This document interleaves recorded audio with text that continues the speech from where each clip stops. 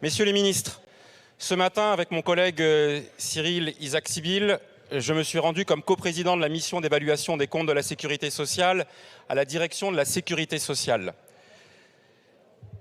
Cette visite inopinée était motivée par vos déclarations de la veille, monsieur le ministre, selon lesquelles le nombre de personnes bénéficiaires des 1 200 €, vous aviez, disiez-vous, une prévision qui vous était communiquée, qui vous était arrivée la veille et qui vous indiquait que 40 000 personnes allaient en bénéficier.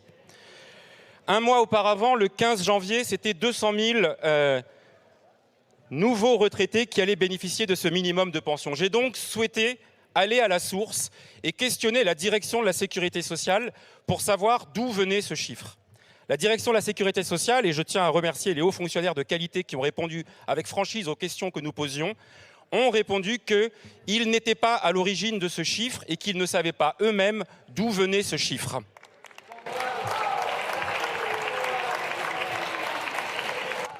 J'ai fait la même demande auprès du directeur général de la CNAV, que je rencontrerai y compris tout à l'heure, et la CNAV me dit qu'elle n'a pas transmis ce chiffre. Alors, monsieur le ministre, la question est simple. D'où vient ce chiffre qui est divisé par 4 entre le 15 janvier et le 15 février et qui sera peut-être à 10 000 le mois prochain. Par contre, un chiffre a pu m'être communiqué sur ma demande par la direction de la sécurité sociale. C'est le nombre de personnes qui vont bénéficier des 100 €, c'est-à-dire du maximum possible de la revalorisation. Et pour la génération 62, l'année prochaine, le chiffre précis qui a été communiqué est de 13 289 personnes qui bénéficieront de cette revalorisation à 100 €, c'est-à-dire 1,7% des retraités.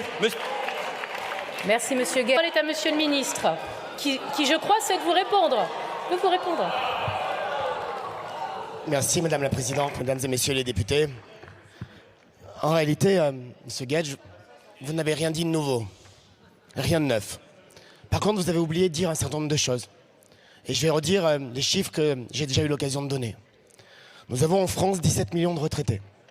Sur ces 17 millions de retraités, 200 000, pardonnez-moi, je reprends.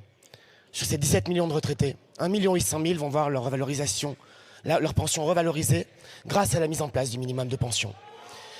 Et sur ce 1 800 000, 900 000, 50%, vont avoir une revalorisation comprise entre 70 et 80 € par mois. Mais vous êtes tellement déconnecté de la réalité que vous pensez que pour une petite pension, 70 à 80 € par mois, c'est pas beaucoup. Nous avons